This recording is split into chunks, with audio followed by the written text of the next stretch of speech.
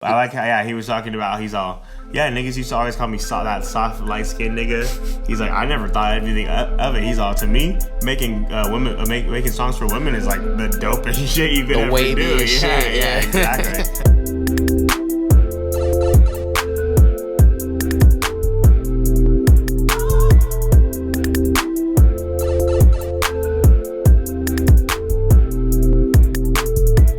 Welcome back to Hindsight 2020. Yes, sir. Where we look back on our year, our month, our week, and our day.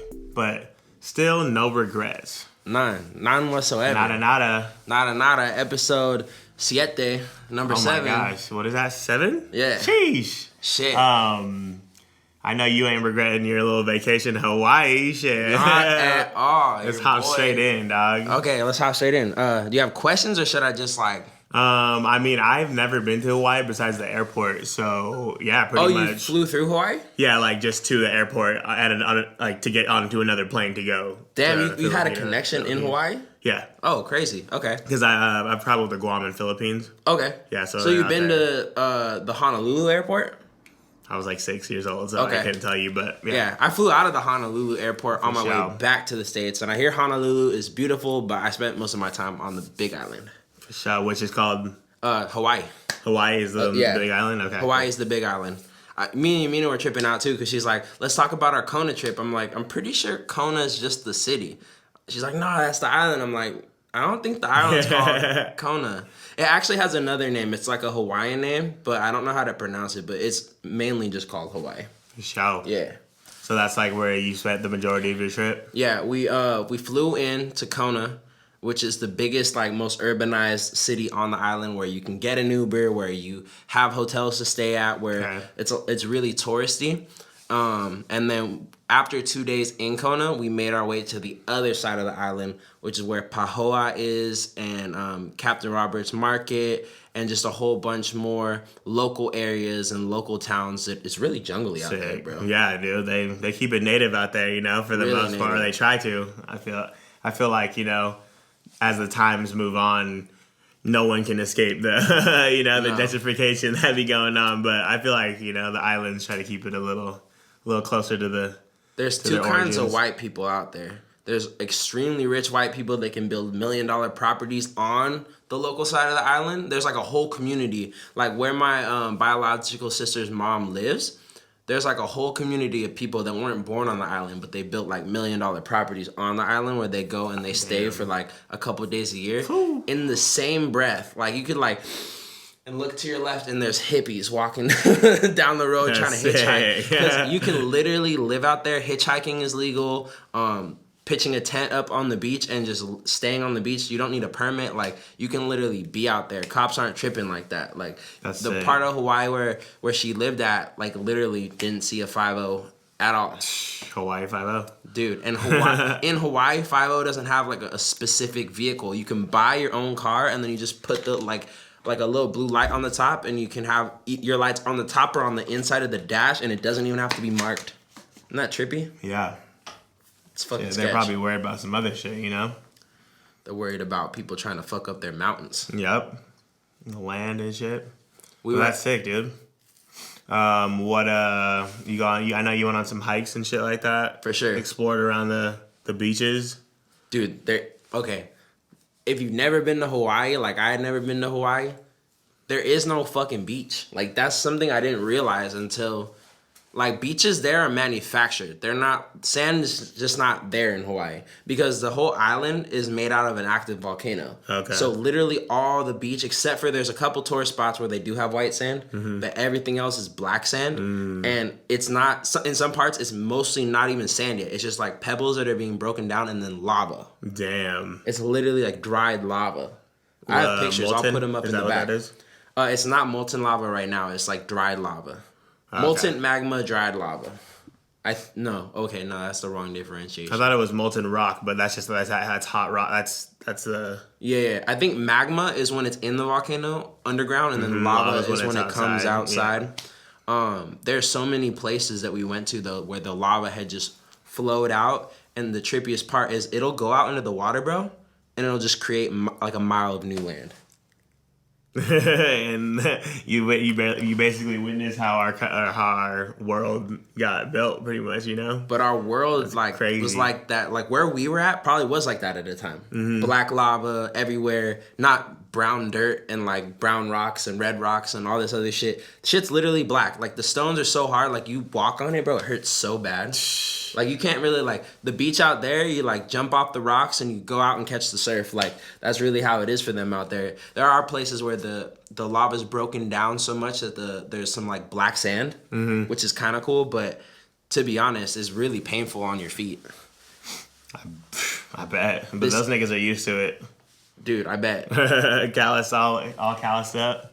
This area that we were at called Captain Roberts Market, which is where we went to get food one night, and it was like a whole like it's kind of like Sunset Market. Okay. So like local vendors and stuff like that, mm-hmm. and everyone comes together. That's cool. On the edge of the area where all the market was posted up on, there's just lava, and it's from a 1980 flow where Mount Kilauea, which is the only active volcano on the island right now, it blew. And it literally pushed the island out a mile in that direction. Jeez. So we walked that whole mile, and it's just like lava from like to the left to the right. Like all you can see just a whole wave of lava, and there's different like shapes in the lava. Some of it looks like dreadlocks. Some of it is just like a kind of like how a rock hits the water and it's just like waves. Mm-hmm. It looks like that. Ripples. Mm-hmm. And then people from the 80s till now have been planting palm trees on it so that the earth will break down and like become like dirt instead of like lava rock. So you're like seeing new earth being manifested right in front of your eyes. Land that you can purchase probably like 50 years from now. Exactly. Crazy. With no human, hand taking a part in it. Yeah, it's crazy. And a year ago it happened on my sister's mom's side of the island. Damn, really? Yeah. So and then she ended up having a almost spot? Oh shit! Almost. It was super close, like a couple miles away. And in lava terms, that's really close. I mean, if it's that hot, I bet you feel at least the fucking. You can see the glow. You can feel it. Like if you're anywhere near that shit, you wouldn't be able to like be up above it watching it. No. Because the gas and the heat would kill you. But it was trippy. We saw like it came out of this. You know how you think that lava or that volcanoes kind of go like a pimple? Uh-huh. And then the magma comes out and that's the volcano itself? Well, in Hawaii, there's a big caldera where like all the magma brews, but those little pimples come when the earth has so much pressure underneath that it just all has to come out. So the little hill that eruption came from wasn't even there before. Oh, so it builds up and then it explodes within. And then as the lava's coming out, it forms the pimple. Damn. Isn't that trippy? It's almost like a real pimple, kind of, Came down. Building up. It burned down $1 million homes. Fucking, it did this weird thing where it went into the water like a mile out and then wrapped around and like saved a part of the forest. Mm-hmm. And then came back and got the part of the forest on either end. So you're like magma or like lava, forest. It's like a lava island. And then after the forest, more like lava, and it just saved this one weird part. It came out into the water and got rid of this boating dock, and some of the water got trapped, and now there's like hot water pools right there. Little springs or what? Springs that have like hot water coming from under the ground. Is it like boiling? No, but it's hot. Could you get in it? I got in it. Yep. It was hot, bro. It was so hot. Probably fucking really therapeutic though. Dude. And the fucking lava rocks are so trippy, bro. I brought some of them back. I'll have to show them to you. Sick.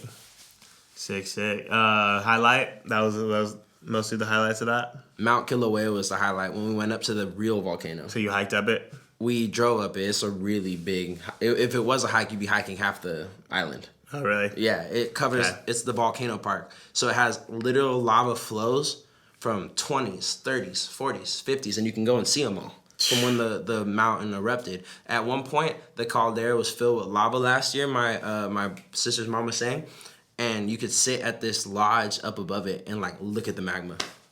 Crazy. Get pushed in. You're not that close. Here, wait, I'll just show you, because why not? I'll put a picture up right here so y'all can see it too. Show. This shit is intense, bro. And it's called Mount what? Mount Kilauea.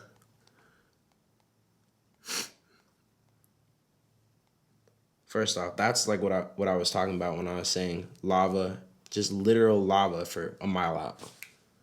And then the caldera, dude, there it is. That whole thing is filled with magma. Well, yeah, at one point. And you can hike it right now. You can hike down that little white trail. Isn't that trippy? Shit looking like some Lord of the Rings. You can find sacred ring up in that bitch. Find a buried treasure. I did not feel comfortable going down walking in the middle of that I'm just fucking around. That's sick, dude. I need to get out there. I need to travel more, man. For real, for real. You inspire you to travel?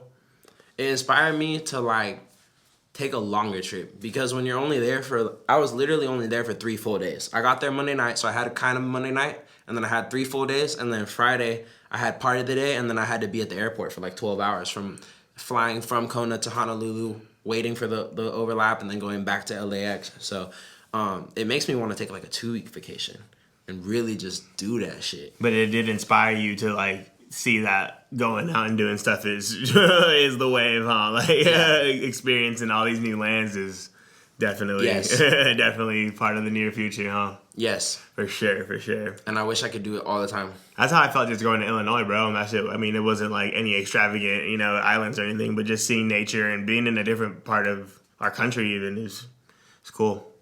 It gets you out of your, like, mundane routine. Mm-hmm. Makes you see that life really is synchronistic and beautiful at all times, even when you don't feel like it is. And it's crazy because you be meeting people out there that do the exact same things as you and have heard the exact same music you have, and it's just a trip because you'll be like, damn, I thought we were in our own little bubble. But to be honest, like the way this internet thing's working out, man, everybody is on almost the same wave. And they, like, want to hold on to their shit and act like they're the only ones that know about it. But in reality, exactly. Like, you go everywhere and niggas be knowing about that. A lot of us are up on game. Exactly. Speaking of fun times and travel and all that shit, what'd you do for your birthday? My birthday, big 26, January 1st, man. It's crazy. Damn. Yeah, it's just... It's a blessing in disguise, I'm getting a little bit older, I feel like, but that's just like, time is all mental. I feel just as young as I did when I was 21, just a little bit more intellectual, I would say, a little bit smarter. So, birthdays, man, are crazy. Oops, sorry. It's all good. Fucking, I just chilled, enjoyed the homies. Like, a lot of the upper squadron came up from their different bases. We got Bougie coming up from TJ. I miss Bougie. Yeah, I know, dude. Got to get the group back. Well, we actually discussed, like, we're going to get our meetings back pretty soon. We'll probably try to start up in February or something like that. Yeah, I'm with that. Get our momentum going, get our inertia going. Yeah, just enjoyed the fucking vibe of the family, man. Like, we missed you, but, I know you were doing your own thing. I don't really ask for much. I don't get presents or nothing like that, like just a gift of love and shit like that. I'm glad I have my new crib and shit, and it just is what it is. So just enjoy that. Fucking still try to keep up on my reading, my studying, enjoyed everyone's company. It was sick. Any new shit you've been reading lately that's been sparking the inspiration? Well, I mean, I'm still reading this quantum physics book that Naka gave me. Because I'll be like rereading chapters sometimes, to understand. Like, just are you reading The Placebo Effect? No, it's called The Hidden Reality. Okay. Yeah. He just talks about a bunch of all the different concepts of quantum physics or quantum theory, I should say, that have been discussed over the time. Because they haven't really come to a solid conclusion. So there's like. They have the weak radiation force, strong radiation force. Yeah, we can get all of it. Electromagnetism and like the gravitational force. Like those are all different, like 4 different equations that kind of they are part of the same aspects. Basically, they're trying to reach the same common goal, but they all do it with different equations because. One's about the force of gravity being affecting everything around us, so that taking into account with everything that happens, and then meaning that something that has the way gravity works is that it only becomes prevalent when the mass of an object is big enough, Yeah. So a planet has a big gravitational pull. Like we wouldn't have a gravitational pull, but would a mountain?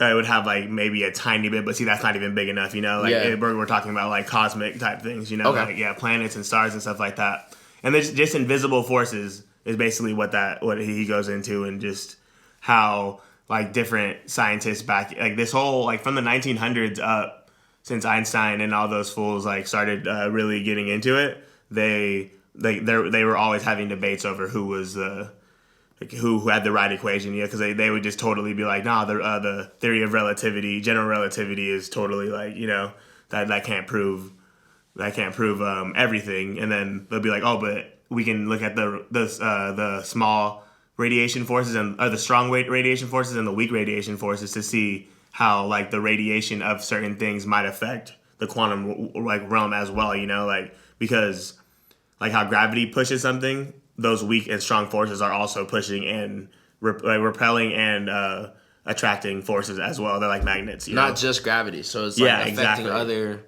things that manipulate how we view reality. How we see objects, right? Matter, basically, And then electromagnetism is basically that all of everything has an electrical charge to it, no matter what it is, and even from small to large, So you how they say we have like an electromagnet force around us, like our heart and our brain create like that sort of like that charge, sending signals. Yeah, exactly. So it's like one of the theories is that can tie all of them in together, the gravitational and all the other weak radiation forces and the strong radiation forces, because there would be that electric background electricity that would be guiding everything as it goes, if that makes sense. So like a planet would have such a big electromagnetic charge that that's what essentially is creating the force of the gravity and all the nuclear forces around it. So it's like a theory to tie all the theories together. Yeah, exactly. Okay. Because they couldn't come to a consensus, but they still can't, But that was just that was one of the final ones that. But that's what that quantum theory book is about. It's a bunch of theories. Yeah, I'll definitely have to shoot it your way after. I gotta shoot you the Rust book. I said I would do that, and then I never did. I got a lot of books to catch up on. I bet. I'm reading Conversations with God Part 2 right now. Which is... Naka gave me... it's a common theme. Naka gave me this book called Conversations with God, I think before we moved to the new kitchen. Maybe like November-ish? October? No, not. It was my birthday. It had to be like August-ish that I got the book. And it's all about this dude writing down a conversation he's having with like his higher power. He doesn't really he says God, but it could be any way, which way that God is interpreted. So like the universe, higher power, Allah, Jesus, Adonai, like whatever you interpret that is, he's writing to all of that at the same time. And it's this really cool dialogue where, all the shit that this dude knows is right, he's pretty much having God tell him the things he already knows to be true. Okay. And they kind of go deep into like why does he feel wrong to like want sex from someone but not a relationship? And then God's like, that's not wrong. You guys have just created this society that says it's wrong, but in reality, this is not wrong. It's like it's all what you choose. And and he talks about the law of attraction, saying anytime you say, I want something, you're actually pushing yourself farther away from it, because you're going to continually want the thing of wanting that thing rather than having that thing. So you need to say that you have that thing or you are that thing to be that thing, because the universe responds this way, but it's like God telling him rather than the universe or whatever. It's like his God telling him. Which is pretty much him. Yeah, pretty much him telling him. Exactly. And in the second book, it started out with him being like, the first book was such a success, and I really don't know why, because I thought a lot of the criticism would be that I had delusions of grandeur, like all this other shit, but it helped a lot of people, and I'm hoping this second book will help a lot of people too. And I've only read the introduction, but I'm excited to like get into it and see what else he has to say as God. But if you read it, bro, it's like a lot of the same shit we talk about. Yeah, definitely. It's just conscious thoughts and you being aware of everything, and not even everything, but just being aware that you're aware. And that's the craziest part. I think that you can be aware that you're a human being, like, oh, I got to do this every day. Like, it's cool to buy clothes. It's cool to, read a book here and there. But once you become aware that you are aware, and that's hard to, that's something hard to wrap your mind around, like that you're aware that your conscious being has the ability to be aware, and that's when That it's not just something that it's really important. Yeah, that exactly. It's really significant. Exactly. I think that's when you start waking up and realize, like, I feel like I made a lot of, we've all made mistakes, we've all made crazy ass decisions, but like as you grow and make those mistakes, you start to have more conscious decisions before you make an action, and that's just like goes into being more aware, like because you learn from the past. So it's like now that when I get in the car, I'm not like, oh, I just got my car, like I'm a fucking skirting around, I'm like I appreciate this car. It gets me from A to B. I want to fucking get an oil change right on time. I want to change my tires, like I want to take care of it. Exactly. And like that's all from just growing up and having conscious thoughts before you make your actions. Straight up. It's wild. For me, it's like a thing of, okay, how do I remain in the now, right now, and keep it right now? Like, I have a problem with that. So whenever I'm like at work in specific, if I'm like getting lost in making my magic milks or doing the bulk milk and I find myself slipping from like being present in the moment, then I like go harder in that moment. You saw me like running to the trash the other day and running back. Like I try to do that shit to make sure that like my mind knows, hey, it's grind time. Yeah, exactly. And because once you stop, you just keep your inertia stops too as well. Straight up. You're like, nah, I ain't trying to do that, and then you're like, nah, I ain't trying to do that. Speaking of inertia, do you have any New Year's resolutions for 2020 to keep that momentum going? I honestly want to market myself better and just learn the whole industry as a whole. Not saying that like I really care about the music industry, but just or like the gossip part of it and all that stuff like that. I'm more interested in like knowing how to, like how you said the rest does it, like you can literally do it all yourself, and don't be afraid to pay for promotion, pay for networking, pay for marketing, all that stuff, because it really does get you the numbers. And when you have a resume, that's where I feel like you can assert yourself into certain situations and ask a promoter to pay you more for your show, or even pay you at all, because you have some kind of following and they know that you're an asset to whatever the situation may be. Straight up. So like that I was just thinking I need to get better at that, because I know I make dope music, I know I can mix, I know I can do all this stuff, but what's putting out a song on Spotify, SoundCloud, iTunes, and YouTube doing for me without nobody marketing. Knows it? Yeah, if nobody knows it except for my Instagram followers, which is half are my high school people I grew up with in high school, so like it's all I'm trying to broaden my range, keep the squad going in that same direction too.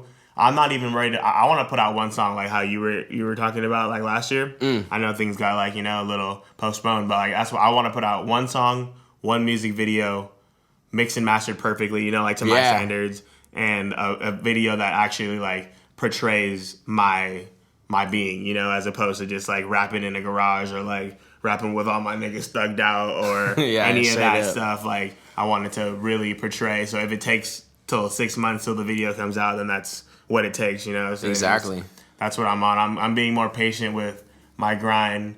Even though like when I did turn 26 this last week, I was like, damn, like like niggas don't make it at this age, like da-da-da. But then niggas do though, like 2 Chainz, fucking A$AP Rocky. Danny Brown, A$AP Rocky. He made it at like 25 or 24. Like he's like, it's crazy, bro. Well, even if you consider making it, like Travis's first #1 album wasn't until he was 25. Exactly, that's what I'm saying. Like, it's just, I feel like I was getting discouraged by watching all these new rappers blow up, but I'm like, that's not my wave, That's not how I want to portray myself in 2 years. I don't want to go look back at my music and be like, I didn't want to say that. I didn't like what I said right now. I want the music that I make right now. In 5 years, I can still say, damn, that's some timeless type shit. I set a bar that anybody can relate to type shit, So, and you're already good at that.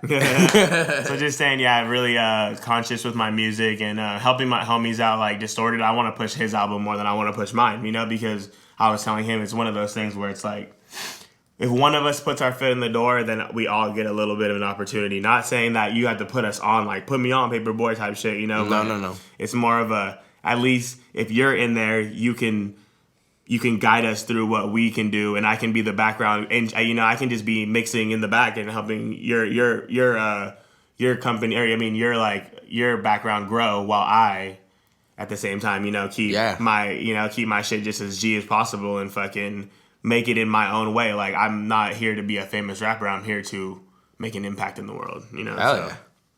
That's what's up. Yeah. What about you? Dude, I got some like specific goals. So one of my goals is starting Mondays. Like every Monday, I work on a beat. And I've been doing it every Monday. I have 3 beats. And it's only been like a week or two of 2020, but I have 3 because I did a couple before the break because I knew I wasn't going to have my computer for the first week. So I got 3 beats. I'm watching that engineer that I sent you about beat mixing. You remember I sent it to you a while ago? Okay. I'm watching Michael White. That's his name. Okay. I'm watching his videos every Monday too, so I'm like growing a little bit with my knowledge of what is happening in the mix as well as mixing myself. Mm-hmm. Tuesdays and Wednesdays, Yaya and I are putting out 3 reactions. You guys have been on top of that. Yeah, and then I film one of her solo plant-based yams videos, and we do the podcast. And we're really getting a lot better at us doing a podcast. And I think by the time 3 years comes from now, we're gonna be pros at the shit. Yeah. Because we're both really new. Like, it's one thing having a produced vocal on a recorded song that you wrote all the lyrics for and all that, and making sure that you sound your best on that. But sounding good in the moment as like a broadcast, that shit's a lot harder than it seems. Like, we're getting a lot better at that shit. Yeah, but we still got, it's difficult. Like you said 3 years. I say, 3 years we'll have it perfected, but in a year it'll be running smooth. It'll be Ours is already running hella fucking smooth. I'm happy for like the progress that we've had in the 5-6 episodes that we got going. And I'm happy all the niggas be keeping up with us. That's just dope. Thursdays, obviously, we got our Hindsight 2020, so we're gonna make that happen all 52 weeks of the year. Friday nights. I have the song of the week too, so I'm doing 1 song every week. So anytime that I got spare time on Monday, Tuesday, Wednesday, I've been working on my song of the week. Right now, my song of the week is that Hold Up song that I got where I made the beat for it. And I want to do songs like every week of the month, I want to do a different type of song. So I want to do a YouTube type beat, a beat that I made on my own, a beat that I got from somebody, and then kind of free choice the last week of the month. And right now I'm on a beat that I made on my own. Obviously, I'm trying to get better at beats too. I think by the end of the year, I'll probably be really good at mixing beats to the point where I might not need to get a type beat from anyone anymore or shit like that. Saturdays and Sundays, I'm open to artist interviews. I want to drop an artist interview every other week. So I got Ironic tomorrow night.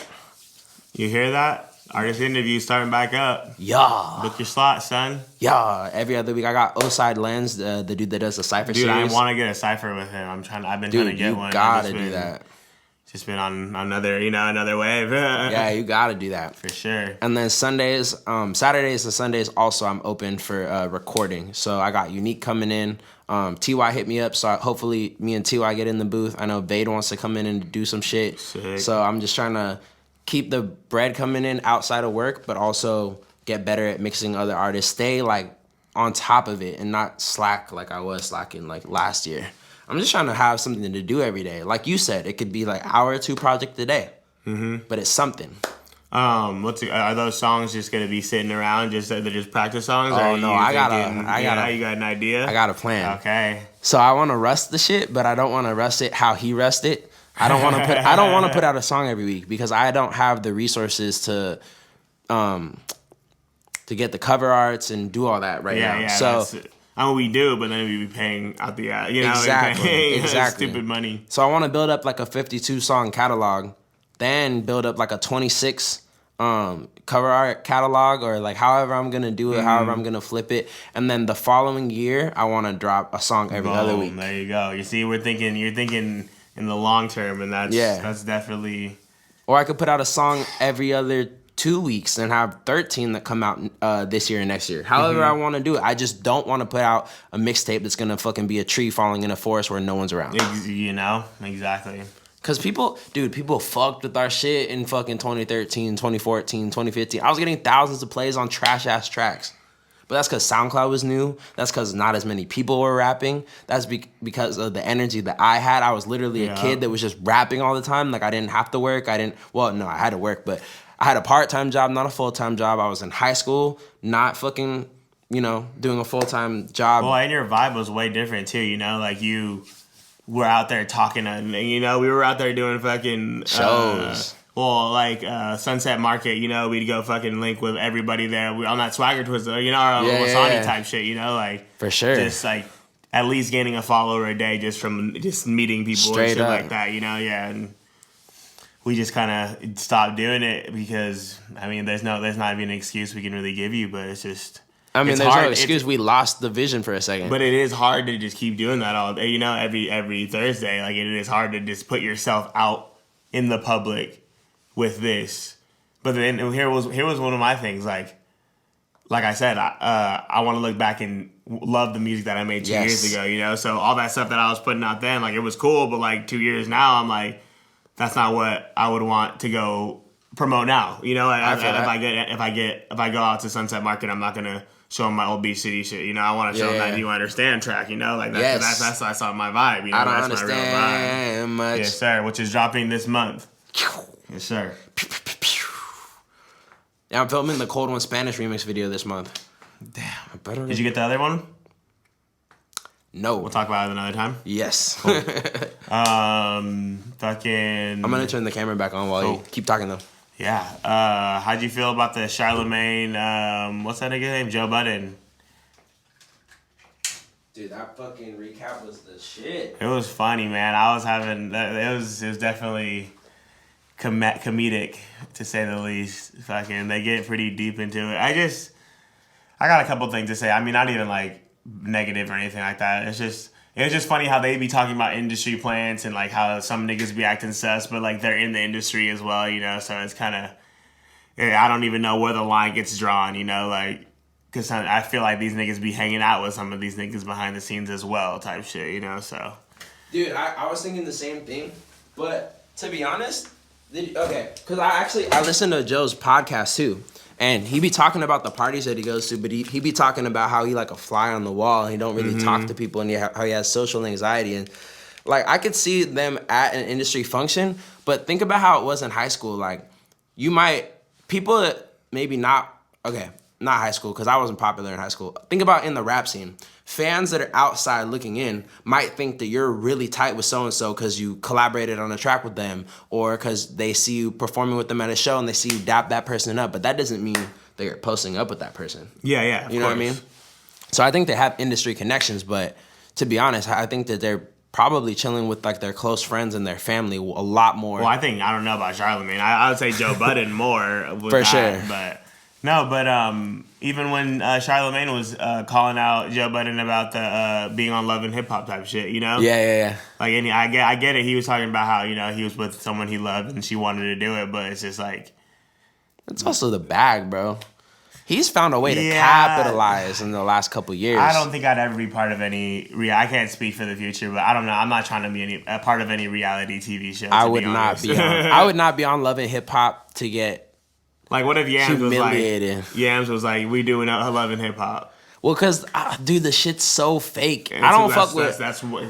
See, that's what I don't even think Budden likes that shit. He doesn't. I know, but see, but the fact that he can put that himself through that, just like, I'm not saying he's an industry plant, you know, I'm not saying he's fake as fuck, but I'm just saying, you know, like, it's just, everyone's in question, I feel like just how, like, when Dom talks about that type of shit. Yeah. It's like, I don't think that everybody meets up at a secret fucking meeting and discusses exactly all these the reptilian gods are telling them exactly the devil what to into the masters. I mean, there are definitely secret societies that do that. There's Bohemian Grove type shit, but like, I don't think that they really pre-planned that whole interview. That would be insane if they did. It would like they'd have to be geniuses, you know, with all like, you know, the random facts they were bringing out and just like random funny things they were saying. So like, it's just. The industry is an iffy spot. And even Joe Budden was talking about it. He was talking about how these niggas are pretty shit. You know, like he's like, I ain't been fucking with nobody really in the industry. They're all fucking weird and shit. Yeah. I liked how they broke down what an industry plant was to Charlamagne. Because Charlamagne kind of, he was like saying what the definition was, but didn't want to call a spade a spade. Did you notice that? He's like, well, I don't see how you're saying that they take this artist that is talented, they see the talent in this person, and they give them the resources and the platform to grow from it.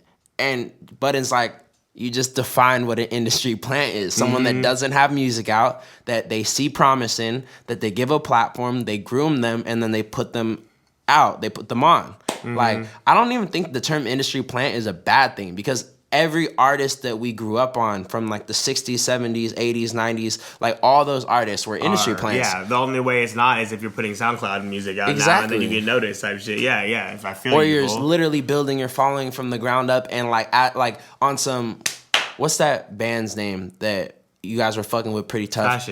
Fashion Jackson. They have a literal huge big ass following that got built from the ground up. Cult like San Diego following. That shit's but wild. even then, Cult San Diego following doesn't translate to Cult global following. So if they blew up like worldwide overnight, people would be like, they're an industry plant. But it's just because the label that they signed to gave them the resources and the push that they needed to be global, because a million people didn't know about them. So pretty much everyone's an industry plant if you get signed to a major label. Like, that's just, you're getting planted into the industry. You're getting planted in the industry, into the system. Niggas like to think, like to make it more of a, or, you know, on a gossip side, be like, those fools just literally weren't even rapping at first. They found a nigga that looked good, fit the image, and then put him in there, trained him how to rap and get over beats, and then, or, you know, make music and then put him out. And there probably are artists that we fuck with now that are that. It was funny when they said Iggy Azalea, I was dead. They're like, yeah, I can see that. Like, you know, like they never had a tall white woman. Like, Iggy doesn't seem like someone that was into hip hop before she was in the game. For real. But you know, I see. I'm not here to judge any of the industry. And her biggest song isn't even a hip hop song. The Fabulous. I'm So Fancy. Or Fancy, yeah. I mean, I guess it's like a pop. Yeah, hip-hop. It's just pop. Iggy Pop. But her actual rap records, like, it's not that I could see how people would like them, but I personally don't.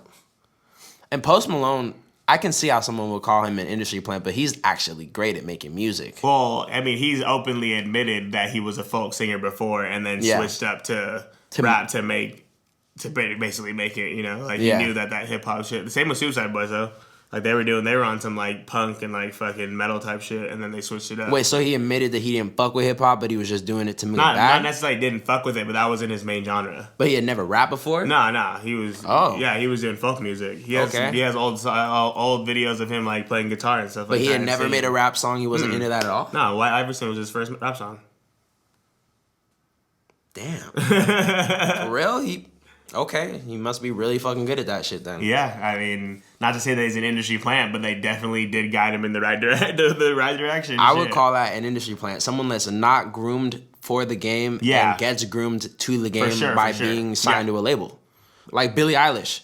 No, like, she's an industry plant, not because she's not good at making music, but because it took a label to put her on, put her in front of people, give her the resources that she needed to grow. And she looks like literally the epitome of our new generation, you know? Like, if I could sum up what the new generation looks like, especially the girls, it's that right there. The young girls. I heard she's vegan. Shouts out. That's dope. Shout out. That's dope. Yams was watching her Hot Ones interview on the way back from, either on the way back or on the way to Hawaii. And I was like, actually... She's eating vegan wings or what? Yeah, she's eating vegan wings. She was actually pretty dope. Hell yeah. I can't hate on her. I don't like it when people just throw the word Xanax into their music, but... Wait, she said that? I've heard her talk about Xans and shit. That's just like a buzzword. Like, even Drake put it in the sicko mode. Yeah. I mean, but think about it. Things wouldn't be, like, demonized if it wasn't for, you know, certain people ruining it, you know? Like... Yeah. Nigga, like, not to say that you should even praise like Tylenol or something, but you know, like if a nigga said like, "Oh, I got a headache, I popped half a Tylenol," like I would be like, whatever. But then that's not something cool to say. Yeah, no, exactly. But it's like cool to say like you're popping a Xan or like I don't know, it's weird. But there are also people that do struggle with addiction, you know. So, but to fucking promote it is another thing. Fucking. Yeah, that shit was funny with the whole Lizzo thing. Yeah, that shit was funny. He's like, nah, Lizzo, I've known her. I seen her backstage 5 years ago. Nah, you don't even know. She's been back there. He's like, you're proving my point. She was backstage. No one knew who she was. Exactly.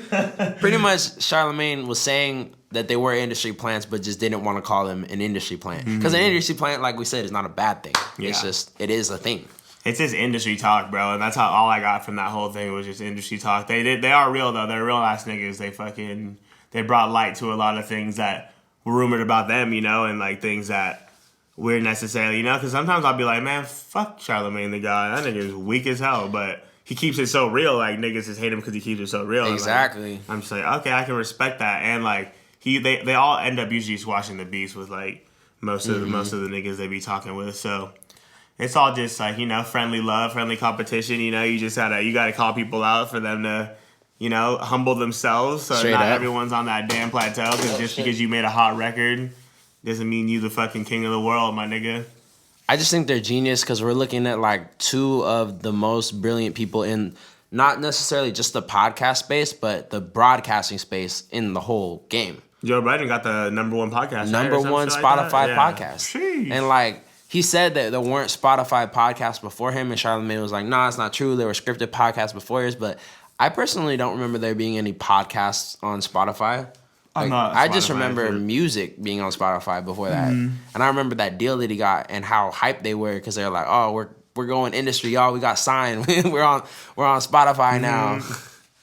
But they got the bag for that. I didn't like the Joe Budden podcast at first, but now I like that shit. I be listening to it. What's it called? The Everyday Struggle? Or that was the Complex one? No, that's the Joe Budden podcast. The Everyday Struggle was his like first... When he was with academics and all them, yeah. Okay. That was his first time being on like a broadcast show that, at least in the new generation, I don't know of him being on anything that I knew of before that.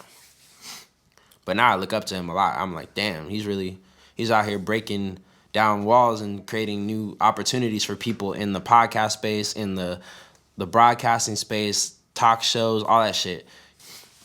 Do you think fucking that the top list for the beefs? How do you feel about that one? I didn't like that Joe was trying to downplay the impact of the Meek Mill and Drake beef. Yeah, that's what he was definitely trying to do. He was trying to say, well, I guess that the 50 and Ja Rule beef would have been bigger, but when he said that fucking the Jada Kiss and Beans beef would have been bigger than Meek Mill and Drake, I was like...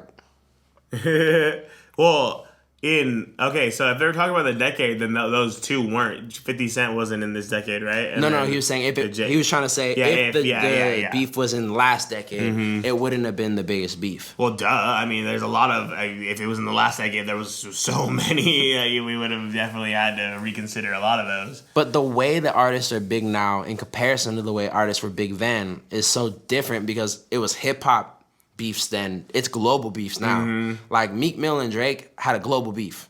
It was a hip hop beef that was global. Hip hop beefs weren't as global back then. You know what I mean? Like except for like Tupac hit him up. You know that shit was global. That shit was global. There's a couple like they were saying like Ether. It wasn't that Ether by Nas is definitely a fucking classic. I think that would have been a bigger beef than Drake and Meek beef. Oh yeah, for sure. I think that's the biggest one of all time, bro. I think Cannabis, Eminem, Cannabis and LL Cool J, Cannabis and everybody. That's the only time Cannabis is good when he dissing. Shit, you gotta find your niche somewhere. What I liked all the jokes that they were having on each other too. Like I like that they could talk shit. Yeah, exactly. Yeah, that's the coolest part. They seem like they're really good friends. You know, just like even on and off camera type shit. They had a couple like different times this year where they were talking shit about each other, like on the podcast without the other person being there, and then they addressed it when they were together. And I was like, that's how real people do shit. Like they'll talk shit about each other, they'll make it hype, it'll get headlines and all that shit, and then they'll get together and be like, haha, we fooled you, we're chill, y'all. Like that's just dope. I fuck with that. How'd you like that the Rap Radar interview now that you've gotten an opportunity to fully listen to it and hear what Drake was saying? Drake? Yeah. I mean, I've always had a huge respect, for Drake.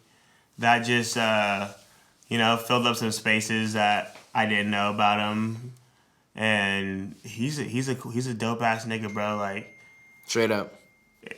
I don't give a fuck about ghostwriting, like, any of that stuff. I know that from what I've heard Drake songs, and this is what I always tell everyone, if he has a ghostwriter, then it's the same person and he must have Drake's psyche or something, because like it'd be shit that like Drake's personal life type shit. But then most of his songs, you can tell that it's a certain writing style and a certain tone that you can tell almost that like it had to have been him or at least the same nigga. Like I said, the same nigga that's ghostwriting for him. There's no way there's someone that writes all his tracks. Yeah, there's no way. Like I couldn't believe it. I don't give a fuck if they say that someone wrote his biggest hits, but the raps ones that I heard like when he was like blowing up and stuff still have that same charisma and like that same steez. Yeah. So they pretty much have that like same.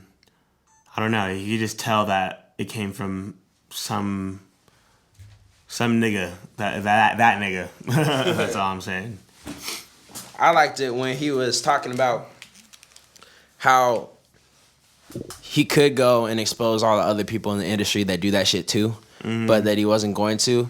And that the message that he wanted you to walk away with was that music is a collaboratory effort. Like, he's had help on some of his songs with song structure, maybe someone helping him with his choice of words, someone to collaborate on it with him. And that's not a bad thing. I know that, remember, like, Lord Raw had that song back in the day that someone else wrote for him and he rapped, and, like, he was, like, nervous about putting it out because he didn't write it. And I remember that. I'm like, you know what, this is, like, because I was around the time where all that shit was going on, where people were like, oh, ghostwriting's whack, da-da-da. And I'm like, nah, in reality, music, like, the person that writes the notes for the guitar riff doesn't have to be the guitar player, but the guitar player will still get props for, like, playing that shit. For sure. You know what I mean? So... And it's like, think about it even like this. I mean, the rapper didn't produce unless you're Russ. The beat, he didn't mix his vocals. He just wrote the lyrics. Supposedly, but somehow they gave credit for all that too. The whole song is literally Mac Miller. That was a bad example because I love Mac Miller, but like, and he does produce his own shit. But like Drake.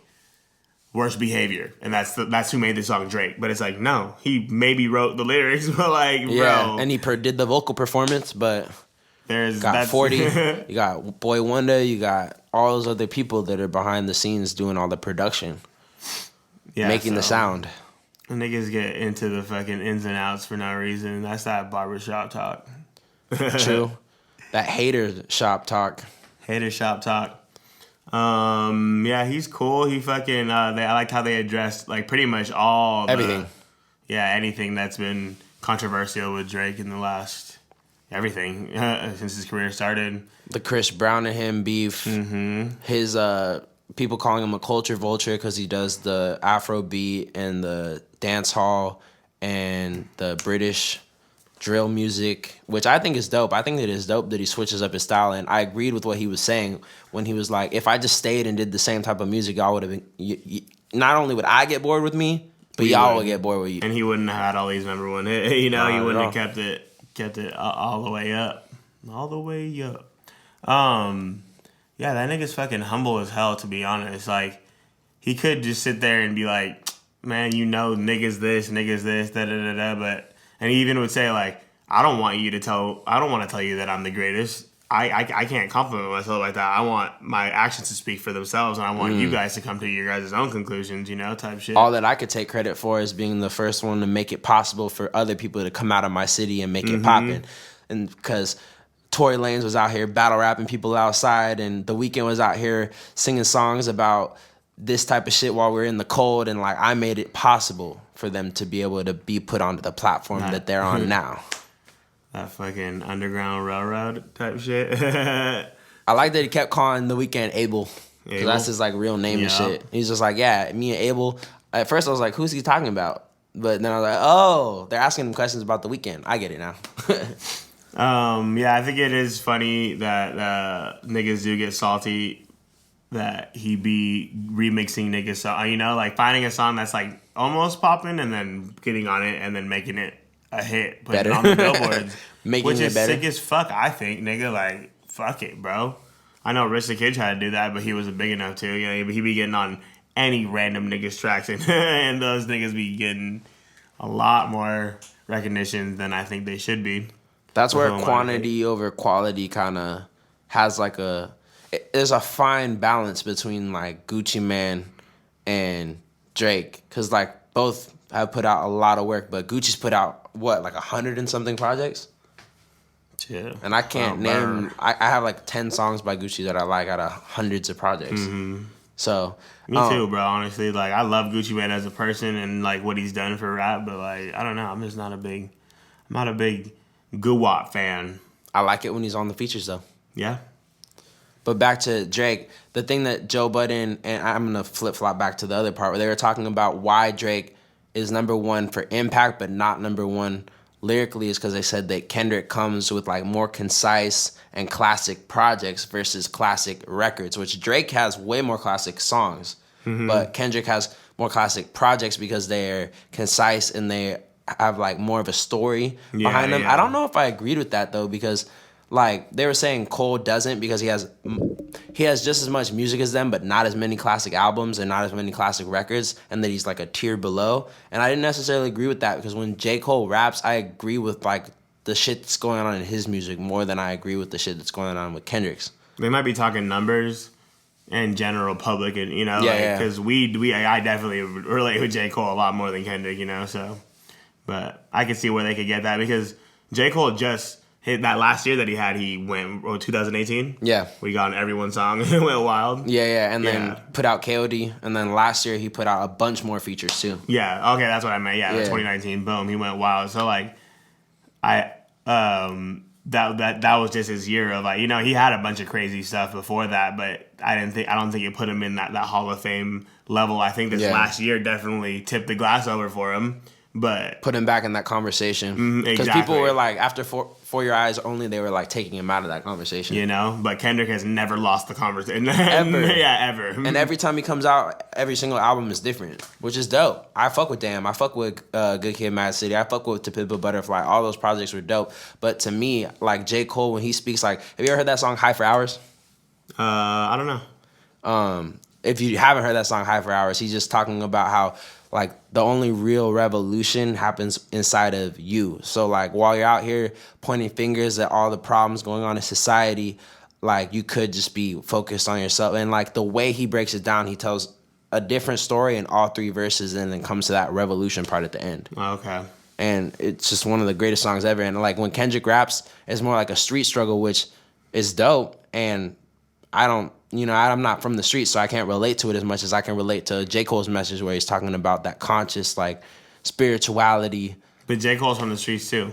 That's the crazy part. Yeah. So he just expresses it different. Yeah, exactly. I think but that's where I can say that I like J. Cole better because just because you're from the streets doesn't mean that you necessarily have to praise it and portray it to make it seem like, this is what goes on.